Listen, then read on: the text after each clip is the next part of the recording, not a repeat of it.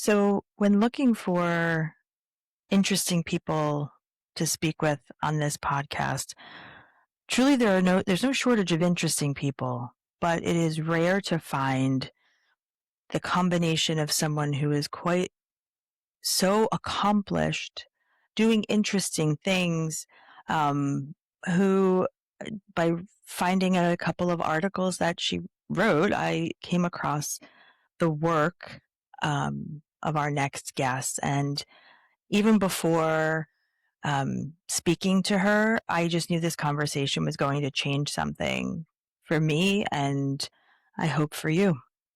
Easkey Britton. Dr. Easkey Britton is a marine social scientist, a big wave surfer, author, and one of the most original thinkers I think I have come across on the relationship between water, the body, and what it means to be fully alive. Easkey was literally named after a surf break on the wild northwest coast of Ireland, where she was born and raised in Donegal, and she has spent her entire life at the intersection of the sea and science, of embodiment and ecology, of what water does to us and what we do to water.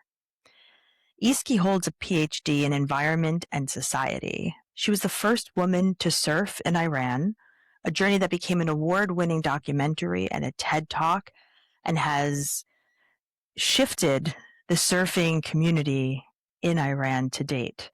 She has pioneered women's big wave surfing in Ireland. She founded Like Water, which is a platform for reconnecting with ourselves and each other through bodies of water. And she's the author of several books, including Salt Water in the Blood, and her most recent, Ebb and Flow, Connect with the Patterns and Power of Water. Her work sits precisely at the intersection of everything we talk about here on Prescribing Possibility: nervous system regulation, nature as medicine, embodiment, and that radical act of coming home to yourself. And she's Irish, which, as you know by now, means this conversation just had to happen. I'm so glad it did. I hope you enjoy. Welcome back to Prescribing Possibility. And today I am joined by Easkey Britton are you in Donegal right now? Yeah, I'm in Donegal, northwest coast of Ireland. Yeah. Beautiful. And Easkey's work sits at the intersection of everything we talk about here, which is nervous system regulation, medicine, nature as medicine. So I'm really looking forward to this conversation, and I'm so happy to welcome you. Thank you. So for those in the audience who maybe are a little unfamiliar with the concept of blue space, I would love for you to kind of share a little bit about your journey to where you are, combining passions and loves and causes. Yeah, so it's basically the story of how water shaped my life, but perhaps maybe all of our lives.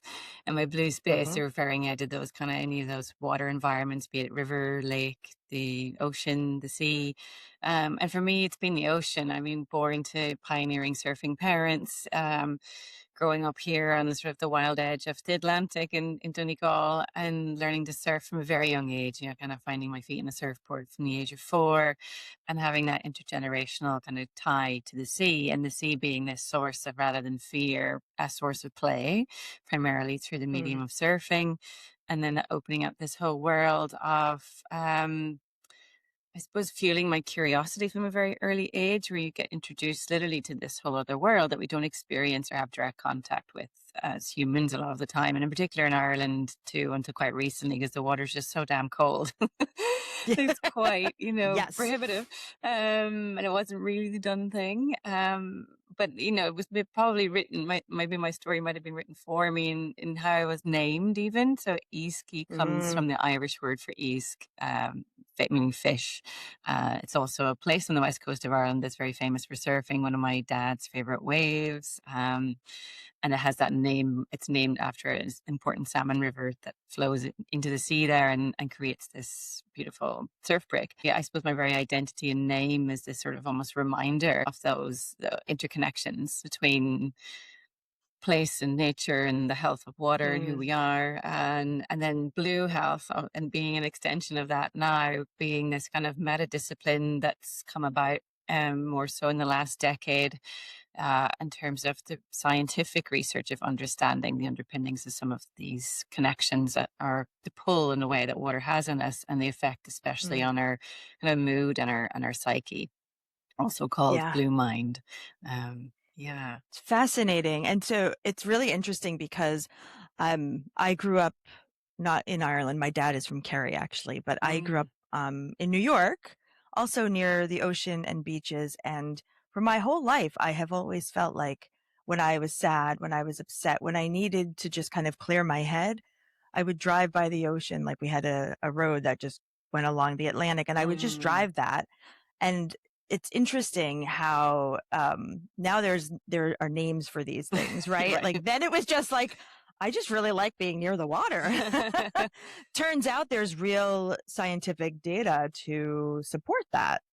Oh, absolutely. It's kind of gone from, I suppose, E.O. Wilson's concept of biophilia, that innate connection, or draw to nature as humans, to feel whole.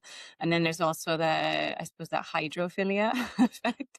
Yeah. So and I mean, water is an interesting one because it can go both ways. It's such a potent force. So it has that Mm, capacity to heal and restore us, but it also has this capacity to destroy and take life. And so there's a bit of a paradox there. I think yeah. in a way, that's also part of the healing process of why it's been increasingly used now across different modalities, and alongside other maybe healthcare practices, and as a form of social prescribing for things like, you say, surf therapy, and that is Mm, that it it takes us out of our comfort zone, and it is so transformative, and it does help us work with those more difficult, challenging emotions.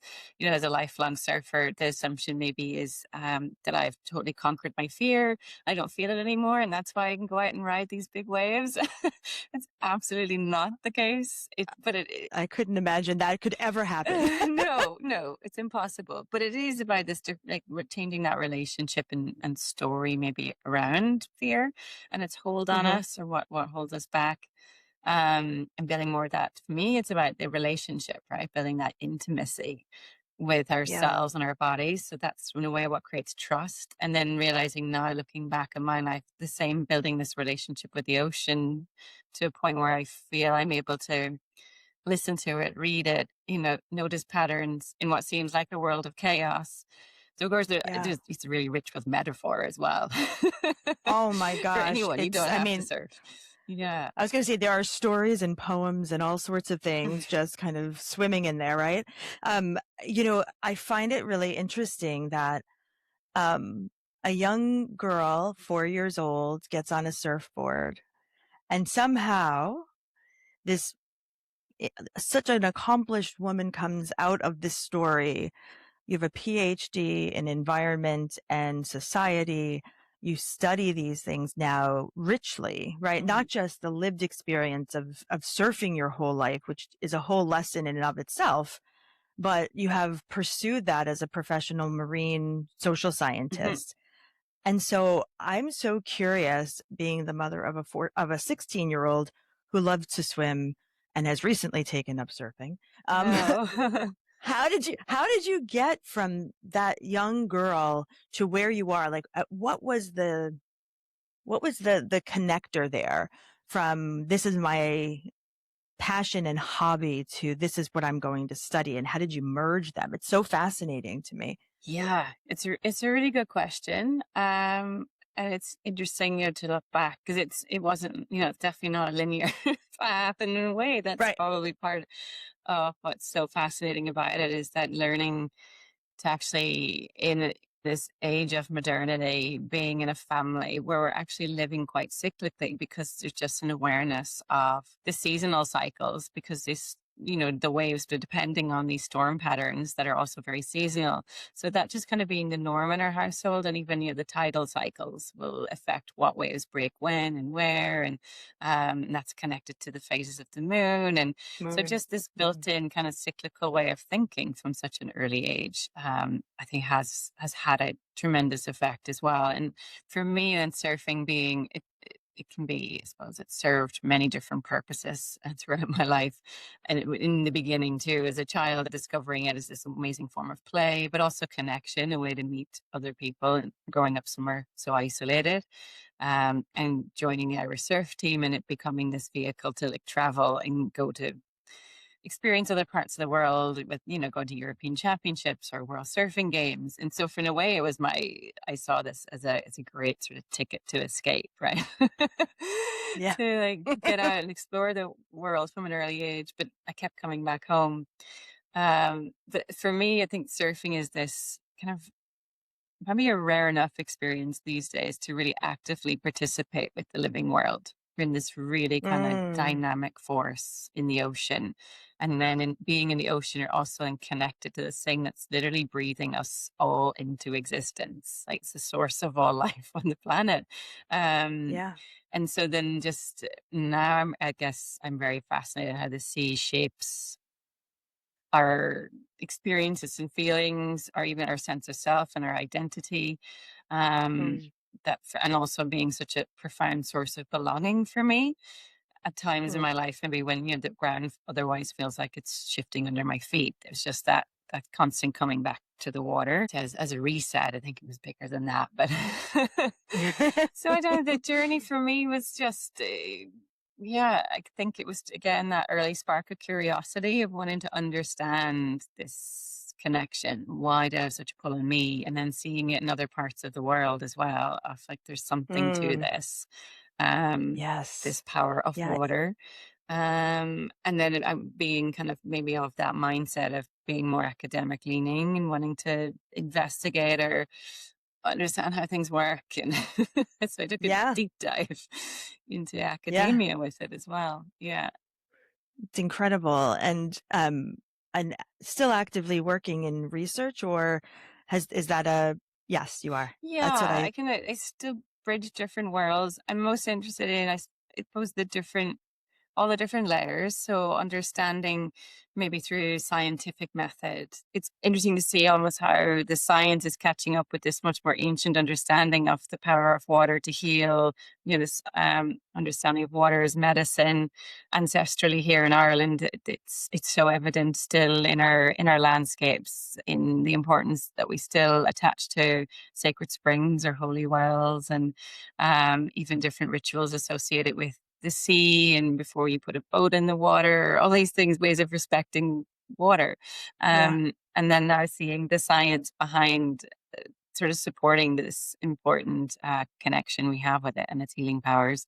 But I'm also interested in how you kind of take that and apply it in a real practical way. So the actual, Mhm. like the experience of it, that embodied practice. And I work with a wonderful and of ocean therapy charity and nonprofit here in Donegal called Liquid Therapy.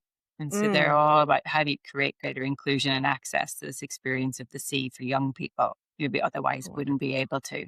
So I'd be across the spectrum of different physical disabilities or mental health issues, or from, whole diverse mix of backgrounds. And it's just Right. amazing there to see it in action, I suppose, the Yeah. science behind it. And what a beautiful full circle to be able to share that with young people, knowing how impactful those experiences were in your own life. Like, that has to be very gratifying.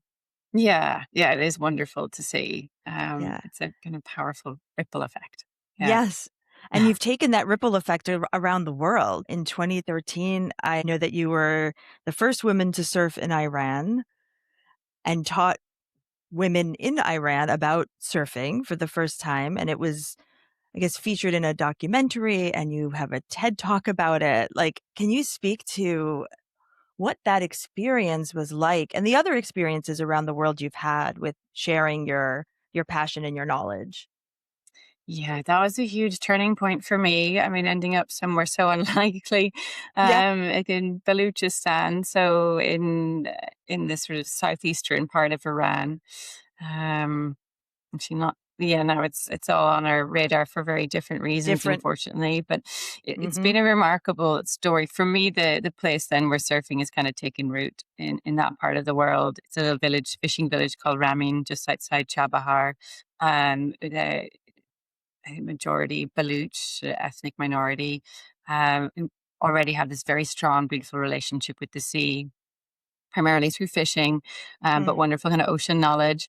And I ended up there back in 2013, so we're 13 years ago now, with Mariam Poiseau, a French filmmaker, and a couple of amazing pioneering young Iranian sportswomen at the time, Mona Siraji and Shala Yassini. So they essentially became the sort of the pioneers of surfing in their country, Mm. along with the people in this community who saw us surfing for the first time and were kind of blown away by it. And I remember one of the young kids at the time, a young boy, came up to us and asked when the women were out surfing, "Is this something that boys can do too?"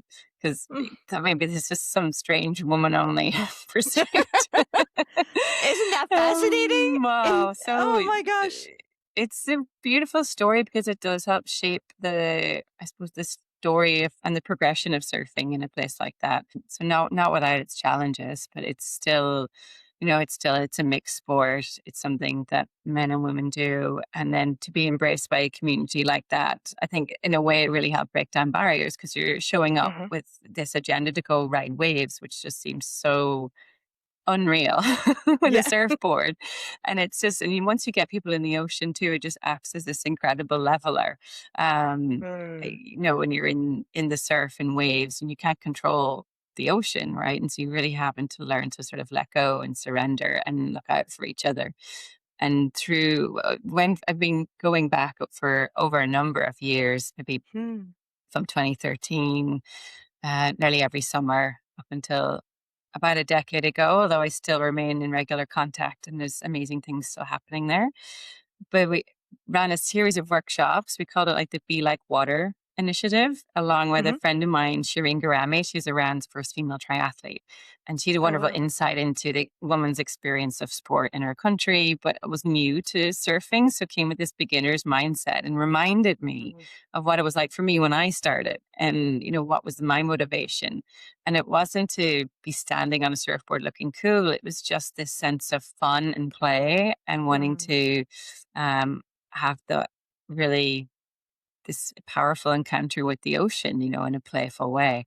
And so Yeah. we kind of stripped it right back to by how it felt in our bodies to be in water, starting really gently, taking any performance aspect out of it. So Right. now there's a whole language for all of this. I guess what we were doing, we're creating these sort of safe spaces. Or Mm. I came across another way of reframing it recently, creating brave spaces. Yeah. So there's I permission to like kind that. of, Yeah. yeah, show up as we are, a whole mix of experience and backgrounds, and started out in the swimming pool. So just learning to kind of be in water, be held by it, breathe with it, and then progressing maybe then to the beach, and then just getting in the sea and playing, getting intentionally tossed around by waves, Mhm. just body surfing. So still no surfboards in the mix, just building this lovely sense of like trust and connection, being able Mhm. to sense and feel, I suppose, the movement of the waves or energy of the ocean on any given day. And so then when it did get to the stage where some of the women ran back and wanted to try surfing on a surfboard, it was so different, and sort of trying to teach it by focusing on maybe the technical aspects, and it all be feeling very overwhelming, Mm. feeling like you're kind of being, I suppose, judged and you have to sort of behave a certain way, which is kind of the last thing you want. You want to be Right. free from any of that. And it was funny enough because and in the end, everyone ended up a whole mix of people in the water, men and women, boys and girls. But this was a woman only kind of um, initiative program. Mm. And then in contrast of the sort of the boys on the beach or the men would just like grab their surfboards and charge straight in, wouldn't listen, wouldn't take any input, and Yeah. just get smashed by the waves and washed back up onto shore repeatedly. And meanwhile, the women were just like, it just kind of, you could see it all click, this sort of building this attunement first. Yeah. Yeah, What a through powerful the body. image. So that long story short, that's kind of the beginnings where I learned, okay, surfing here is just simply a tool or a vehicle, this medium to tap into this deeper connection and relationship we can have with Mm, the aliveness of the natural world, but also in a way that creates a shared experience and breaks down these barriers that we might otherwise have mm, on land. yeah. And so it became this catalyst then to what's now been a decade long kind of period of researching blue health. Like that's what we were experiencing. Yeah. Yeah. It's wonderful because, I mean, the way you describe it, gosh, we need so much more of that connection, not only with nature and water, but with ourselves. We are increasingly so disconnected with all of the technology around, Mhm. um and then to the way you describe connecting with others, I'm not sure that there is a time where that has been more needed.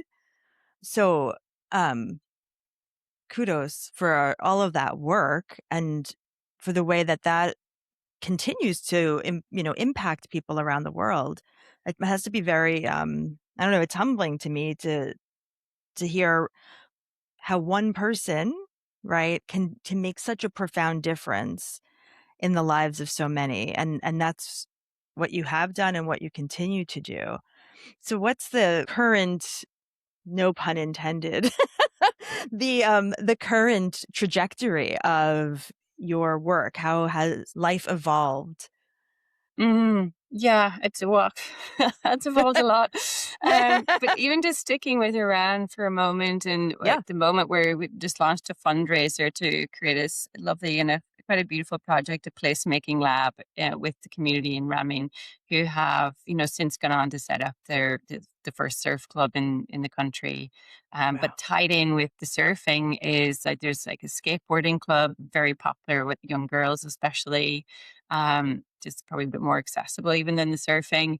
And then also community library. So there's this whole aspect of like storytelling, writing, poetry, that whole like the creativity that comes with being connected with nature. And then Mm, the surfing help in a place where otherwise the ocean is considered, I suppose, very dangerous. And that community in Ramin up until that point, there's a wonderful family there who kind of became and his brothers like the godfathers in a ambassadors. way Yeah. of surfing in their country now. Really taking us in, were literally taking us into their home with such welcome and hospitality and this sort of mad idea to start Yeah. surfing.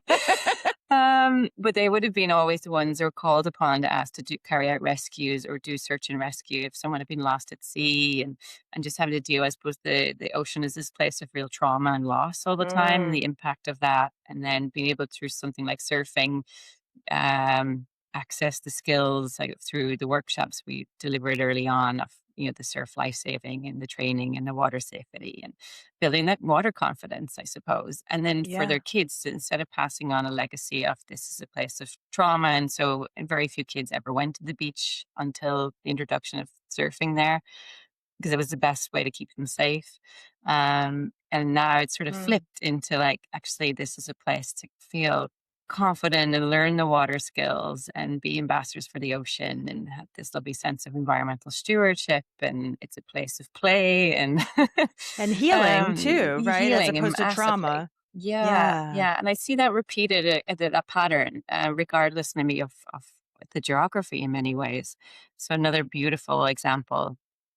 So this since then, I think, especially in the last decade, you're seeing a lot of these initiatives like light up across the world of accessing surfing for healing, Mm. or might not be surfing; it could be other ways of engaging with water. This ocean therapy. Yeah. Another one I always reference is this beautiful project in Sri Lanka called Sea Sisters. So there, it's a really powerful example again because of this relationship we have with water that's quite paradoxical. So this is in the aftermath of the 2004 tsunami, Mm. which claimed 250,000 lives, but a Mm. huge proportion of that was on the south coast of Sri Lanka. And in some places, up to 80% of the lives lost were actually women or women and children. And so it just continued to perpetuate this. The sea is this site of loss and danger, of to be feared, and just amplified those exclusionary forces that were already at play that led to so many women being at greater risk to natural Yeah. disasters along the coast because of not having any water skills, not being able to swim, not Safety, being right. tied to home, being the child carers, and not have access to all of those reasons. So then Sea Sisters comes in, and again, very similar to Be Like Water, of just that kind of connection to body, to water, trust building, starting off with these swimming programs, really engaging with the community and local families, building that trust there too, and kind of Mm. shifting the whole kind of cultural narrative from being taboo really for women and girls to go in the water or surf. And Sri Lanka is very popular for surfing, but that's mostly Westerners and then or else male Sri Lankan surfers. Mm. And so there, since kind of 2017 to now, in less than a decade, there's this whole kind of generation now of Sri Lankan women taking to the sea and surfing. And through research done by one of the founders of Sea Sisters, Martina Bircher, she looked at what were some of the sort of these key mechanisms or enabling factors that helped transform the ocean from a place of loss or danger into one of like healing and empowerment even. And these Mm. stories of women who had, they've lost so much, maybe lost their own mothers and had just never gone to the beach since the tragedy of the tsunami, then going and experiencing maybe surfing for the first time with a peer group, so it felt really safe and encouraging, catching their first wave and just that feeling. It's just Mm. the joy you get. It's kind of the closest thing maybe to flying when you're being carried by a wave. And one of the participants would have described it as how there's this, she felt like there was some kind of energy coming into her heart. Mm. And so that one woman then went on to take her daughters surfing, and and now they're all involved with this sort of women's surfing club there, and totally kind of again breaking down this, beginning to break down that intergenerational trauma around water, where even the water Yeah. itself was the site of trauma, but then could actually end up becoming the place of healing. I just think it's so That's powerful. that is powerful, that is magical. Honestly, like, I mean, I remember when that happened and just even Yeah. just when you mentioned it, I just remember the images. I can't imagine for those that are still in the area, like, to have that ability to face that trauma and face those fears and to flip it to something positive, even just that, whether they ever got on a surfboard or not, that's amazing. But then to kind of take ownership and be empowered to do that, that is, I mean, the the ways in which this work has impacted so many. I don't think here in the States, I don't think it's talked about quite a lot. Maybe in some of the more like the surfing communities, like out Yeah. in California, right? But it's not a wide conversation. And that's why I was so drawn to want to speak with you, because I think the work that you've done is so impactful and so quite frankly important. We think of surfing here and we think of like, oh, dude, we're going to go out and catch some waves, and it's just this like loosey goosey sort of thing. But there is such science grounding it and such Mm. impact that is coming from it, from, scientists like yourself. It's really, it's a little overwhelming the way in which it has shown so many wonderful things, anxiety, depression, mood improvements. I mean, it's really remarkable Yeah, as I and gush. I know, and we're only scratching the surface. Like the neuroscience behind it alone, I mean, we owe so much to like Wallace J. Nichols, marine biologist from America, sadly passed a couple of years ago. But his book Blue Mind was is Mm, foundational in sort of beginning to offer us a language to understand this, the science behind it. yeah. Um, and came out just over a decade ago. But there's just, I know you talk a lot at Dimna as well about the coming into like stillness and Mm, finding that state of clarity at times when, especially at times when everything feels overwhelming and that we're facing into, I suppose, collectively such uncertainty as a Yes. species in so many ways. And I Yes. really feel that so an environment and having an understanding of something so like the ocean um, can really help, and this blue mind effect really help resource us for these times because Yeah. so inherently unpredictable. You can never, you Yeah. can't actually control a wave, but how you meet that wave and as it approaches you, I mean, that really matters. But also, Mm. so much of surfing as it gets portrayed is all about maybe all the action, high octane, the energy, um, and so little of it is actually that moment of riding the wave. It only lasts a few seconds. A Mhm. 10-second wave is actually a pretty long time. So mostly you're out there for a couple of hours, and so most of the time is spent in that space in between the waves. And Mm. I always find actually that's where a lot of the magic can happen too, is in those moments in between that when you're coming into stillness and you're just sitting with yourself Yeah. in this body of water, and then just being able to, I suppose, the being in water too and in the ocean, it just naturally brings you into presence and Yes. into the moment, because if you lose focus and you stop paying attention in the now, take noticing your surroundings, then you're going to get tossed by a wave all of a sudden, or Right. it's Yeah. your survival depends on your ability to be present. So Yes. it's an interesting way of kind of coming into mindfulness. Well, it is, and it's also, I think it also speaks to the different ways in which people can come into mindfulness, Yeah. right? So some may find it on a yoga mat or in what they might consider traditional meditation. And then there are the other more active meditations, right? Swimming is one of them.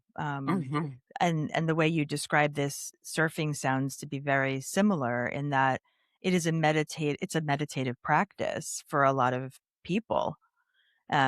And yeah, I find that really interesting that we all I think we all can benefit from having those moments where we are just with ourselves and able to just quiet enough to, like, remember who we are or discover who we are if we're not even sure, right? Hmm. Yeah. Um, Yeah. it's a beautiful thing that you're working on. And so, I mean, you've talked a little bit about fear and, trusting. How do you I guess, um how do you take that into the world with you? Like, what are some of the Mm. lessons that the ocean specifically has taught you?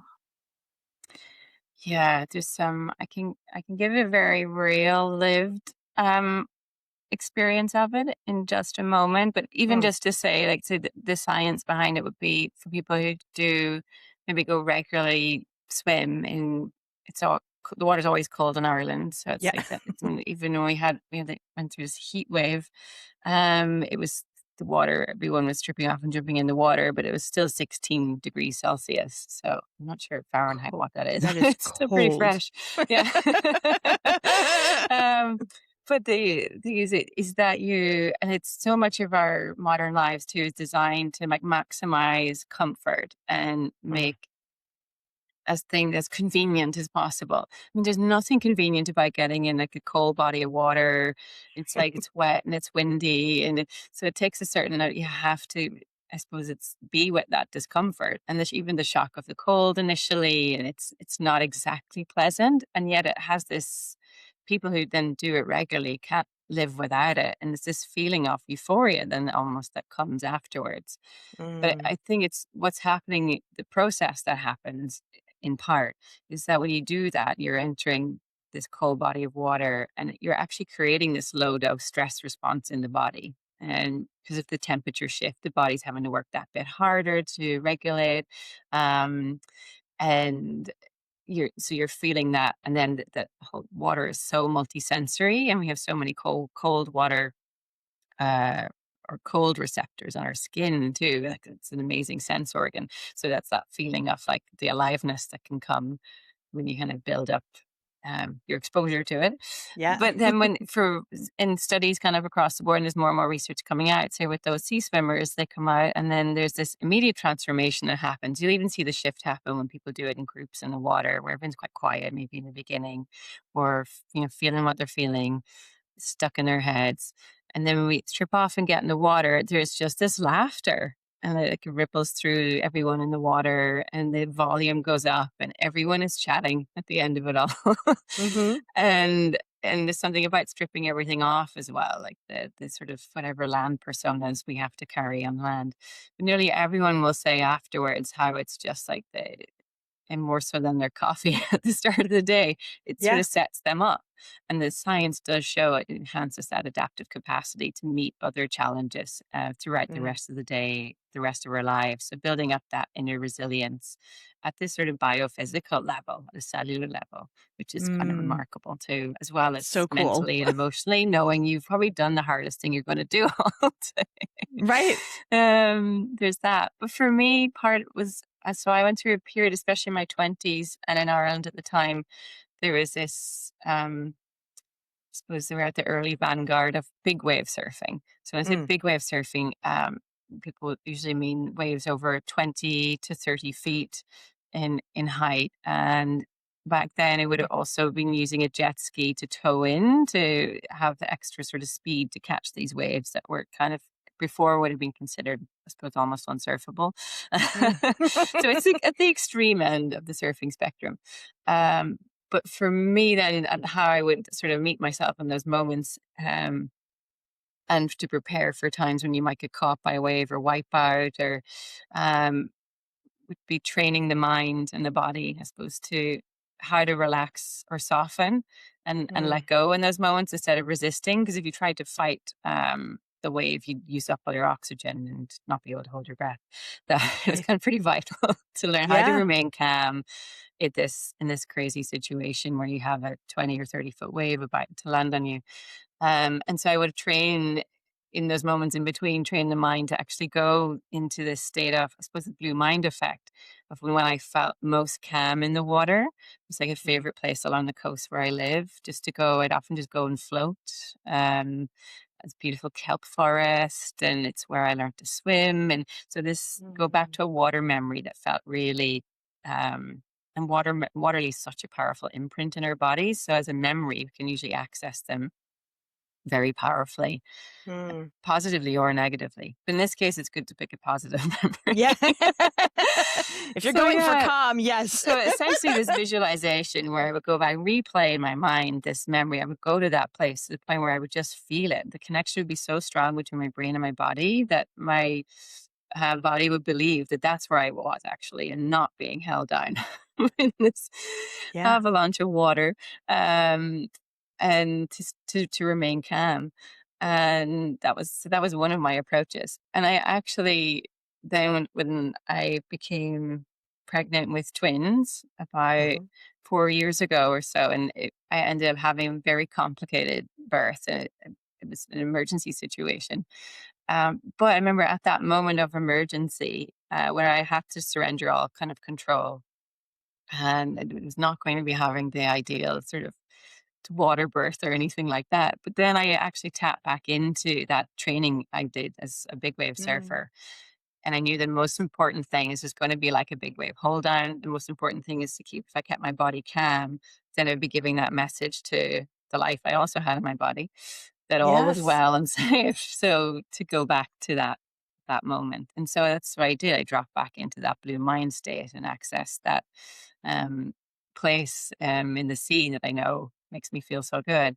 And so those were Mm. my last memories as we were kind of dropping into um, I had to get put under Anesthesia. yeah, under General. general anesthetic. So yeah, Mm. just that loss of even presence for that. But actually been Yeah. feeling really connected um Yeah. to my babies and body and that moment of having rather than so it helps. It didn't Yeah. solve everything by any means, but it N definitely helped temper the loss or the attachment to this version of yeah, the ability to let go, I suppose, of yeah, at or even moments of just to crisis.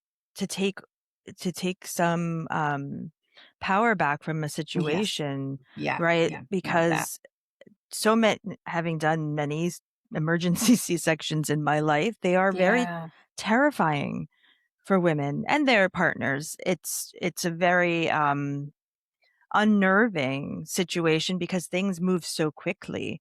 And Yeah. so to have a resource like that, I'm like sensing a study here. Like it's I'm serious. Like Yeah. that's a Yeah. powerful thing to consider, how finding that space, and it doesn't have to be like a yoga practice or a traditional, like this is something that you developed on the ocean. Like what a Yeah. beautiful way That for your you're babies to right be about the born. power part. It was still being able to maintain the trust in my Yeah. own body at a time Yeah. when otherwise maybe it would have felt like it was had failed me, or that I was failing my power to birth or become a mother. So it really helped with that in terms of my recovery afterwards. I can't I'm imagine sure. not having had that.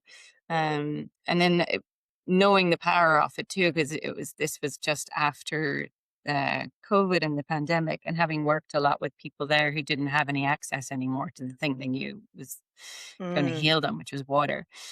So working with other ways of through visualization and water memory, and then have, having also then before the birth of my twins, lost my own grandmother, but in mm, that palliative care setting, she had this favorite place she loved to go to be by the sea as well, and that used to be our thing. And in the end, mm, you're not able to go anywhere.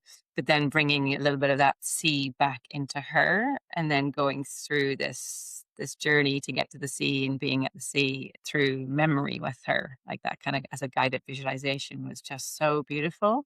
mm. um, and so almost in a way, the last memories of my time with her we're like back in that place. Yeah. Emotionally and energetically, you could see the shift of it. So it can be used in lots of different ways, and it's something I get asked maybe most frequently is, what about those of us, yeah, who don't have the sea on our Access. doorstep, or and then where there's fear as well of water, and Sure. different ways of working with it. Yeah, that's amazing. And so, do you find that now in the work you do, I know you have run retreats and writing retreats. Did I see something about Yeah, that as yeah, well? Can you speak to that?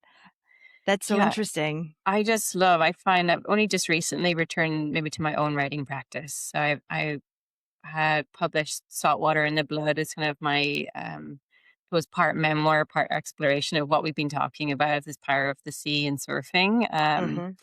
And then just as literally, I shut the manuscript or the laptop on the, the manuscript for Ebb and Flow the day Yeah. before I had I gave birth. So, No, this, oh yeah, my yeah. gosh. It was like, talk about creative energy and how it works your body. Oh my Yeah, gosh. so then I had the editing process of walking up and down the beach with the buggy and the iPad, and yeah, anyway, you make do with what you've got. Uh, so ebb and flow is looking more broadly at our relationship with water, and then different practices, be they embodied practices, reflective practices, and creative ones to actually build a relationship or deepen a connection with water Mm, in a way that was more reciprocal. So, like beginning to understand that how much it can benefit us to tap into the power of these blue spaces, but also then how to reciprocate what we bring, how we can give back. And mm, then the workshops that I do now and retreats are ways of suppose bringing that to life through direct experience for people, and just really recognizing, I think, the power of. I love combining the two. For me now, returning to my writing, like realizing I need to be by water to access that creative spark. And yeah. there's so many artists and writers throughout history there where that water is part of the creative practice and process. So Yeah. it's certainly the case for me. And I feel that too. Interestingly, in the middle of the pandemic, we built a house in our same town, but near the lake, which is our only access to water now because we're in New York, but we're not on the coast. And it was a big enough lake that when the boats go by, you can hear a mm, little bit of a wave. And it was enough for me, right? But in the middle of a pandemic, I was like, no, I have to be closer to the water.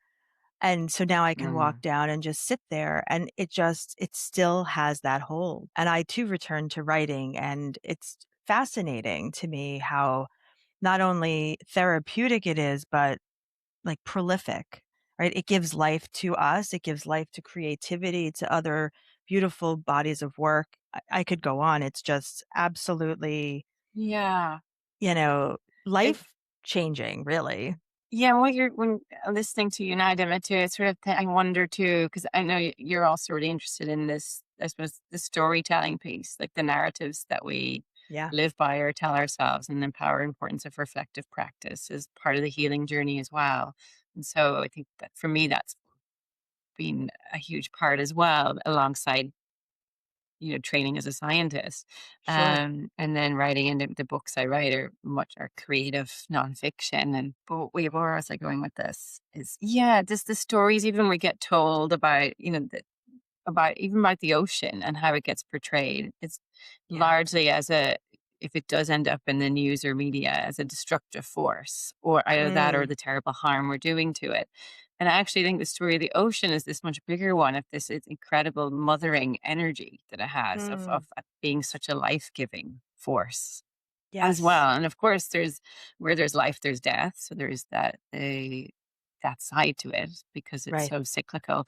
But it's very rare you come across that narrative of it being of it, breathing us all into existence, being the source of most of the oxygen in our atmosphere coming from the Right. ocean, and Yeah. it holding these amazing forests, underwater forests that also provide so much life. And Yeah. yeah.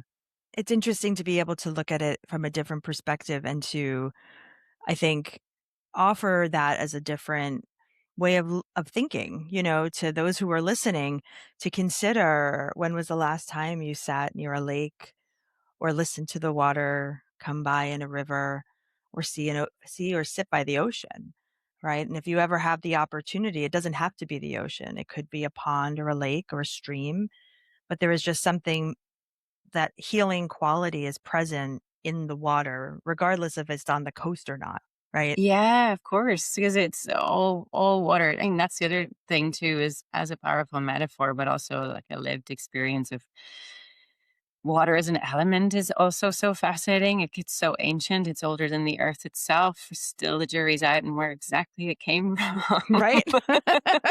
And yet, all the water that's here right now is all the water that's ever been. So Yeah. it makes it very powerful, but also very precious. And it's been moving through all of life, through the planet's entire existence, through all of Mhm. human history, Right. cycling through us. So I think it's remembering that we're part of this water cycle as well. And where we live, we're connected to these watersheds, these catchments, that are quite literally shaping who we are, like water being this kind of carrier Mhm. of so much information. Yes. Yeah, and then a little thought we give to it, maybe even the water that's coming out of our taps or that we drink, or where has it come from? How is it doing? So Yeah. right there, you can even begin to sort of change the relationship without having to Mm. go to the ocean or into the wilderness.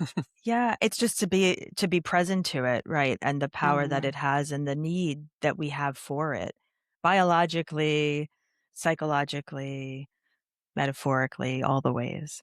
So, Iski, as we round out the hour, I'm just curious, do you have I love to leave the audience with little doses of inspiration, I call them. So, have you any doses of inspiration you might want to share with everyone before we wrap up? Well, yes. Gosh, where to start? Yeah. I think a lovely one can be maybe as like a practice as well. Mhm. I find so connected to people ask, well, how do I connect with the ocean or water where I am if you can't get to it? And one lovely way is this, and it's a lovely practice. I do it, say, to do with young people. I do it with my own kids, by this ocean breath. So just Mm, even carrying that awareness of how every second breath we take comes from the ocean, the oxygen that gets released by phytoplankton. It's like tiny, tiny, tiny microscopic species that's releasing oxygen, over 50% of the oxygen in the atmosphere that we breathe. mm, and being sort of the foundation of all life. And so this lovely kind of image of how the ocean is breathing for us in a way, as exhaling the oxygen that we're breathing in, um, Mm, as a real sort of life giving kind of energy. So the ocean breath is just a way of connecting with your breath, but with that awareness of that as you breathe, you're actually breathing in a way, the ocean. yeah. And the rhythm of our own breath being like its own ebb and flow. So mirroring the tidal cycle or the rise and fall of a wave, and maybe even following your Mm, breath into your body like a gently breaking wave and feeling it as it's nourishing every single cell in your body with mm, oxygen. And so it's just a lovely way to connect. You do that even just for 3 breaths, just to bring your awareness even into your body in that way and yeah. slowing everything down. Um, can be even for just 1 moment, 1 minute. Yes. Yeah, and that's the other thing of just that practice of noticing, and then maybe that's another part I really love too of this, especially for these times and in times of overwhelm. We're being bombarded with so much stimulus. Mm, Uh, so much is vying for our attention. It's leaving us really exhausted. yes. And in a way, almost like as an act of it's becoming an act of resistance, is Yeah. again this art of noticing. And in a way, water is a wonderful way to just draw our attention very effortlessly. It's this wonderful effect on us, as Hmm. we've been talking about. But just this art of noticing, I've been reminded by most recently by another wonderful Irish creator and writer, Claire Mulvaney. Hmm. And she has this practice she does with her students. If you name one beautiful thing you noticed today. Mm, Um, and so, okay, it's maybe a gratitude practice, but it's also just, it's fascinating what comes up. And by usually it's something, something from nature, and just yeah. giving our attention to what thing of beauty have you noticed today. Mm, And then almost keeping like a log. It's like a in a journal. It's like this log of noticings every day, that's beautiful. and then you maybe then what's I'm curious, if you do it, do you notice a pattern? And Yeah. then of course the noticings deepen as well. So you're also, it seems really simple, but you're beginning to notice, you notice the shifts and the changes, Hmm. especially as a daily practice, if you just do it when you step outside of your house. Yeah. Um, Oh, I and then love you that. notice these, maybe you'll notice there's this bird at a certain time that Right. always shows up, or noticing the patterns of water, maybe the next time it rains, or the wind, or yeah, the particular tree or bush outside your home. Or so it's just a wonderful practice to connect with where you are, and then also just, yeah, to notice the beauty Yeah. I that think the doesn't whole get reported.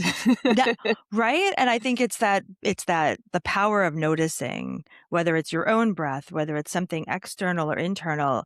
I think for a lot of people, sometimes it can be challenging to Yeah, notice the things within.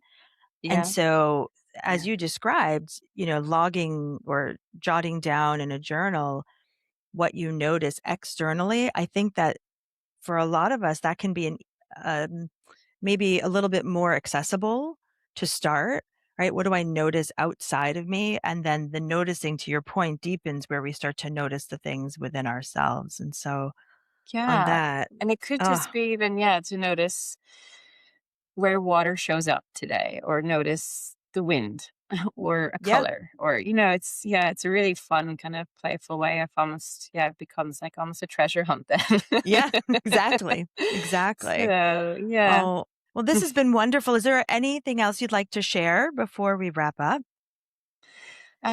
I feel Um, like you've shared so much. I'm sorry. I wow, don't I want to can't put you on believe the the spot. hour is just flown by. So yeah, I know I there's so know. much more we could both talk about. Seriously. I'm like, um, when am I coming over to go to Donegal? My daughter's yes, like, I please. want to go. I didn't know people surfed in Ireland. I was like, Uh, apparently there's quite a surfing community there. yeah, Just yeah. not, we were unfamiliar with it. I think it's amazing. The work that you're doing is absolutely fascinating. And I really think will increasingly become something that more and more of us turn to. So thank you for the work that you do. How can people find you if they would like to learn a little bit more about what you do in your retreats and all sorts of Yeah, things. thank you. So yeah, make some online workshops and then in-person retreats mostly here in Ireland, among other things I get up to. But yeah, all of that, and it lives on my website. It's very simple, just easkybritton.com, my name. Hmm. Or then I'm probably most active outside of that on Instagram at Easkey Surf. Yeah. Well, we'll link So all of maybe. that in the show notes too. So Oh, no thank one has you. to worry about the spellings and all of that. Right? I have the same thing, so I get it. Well, it's been wonderful chatting with you. Yeah. Thank you so much for taking the time. And Thank you. really, Thanks for sharing your time with me here on Prescribing Possibility. I hope today's conversation offered you a breath of fresh air, a new perspective, or even just a moment of calm in the chaos of life. If this episode resonated with you, pass it along to a friend or a colleague. You never know who might need a little more harmony in their life today. I'd love to hear your thoughts, your questions, or topics you're curious about. Reach out to me anytime on Instagram or LinkedIn at dimnawhile, or send me an email at podcast@dimnawhile.com. Until next time, give yourself the grace to grow, the space to rest, and the courage to imagine what's next.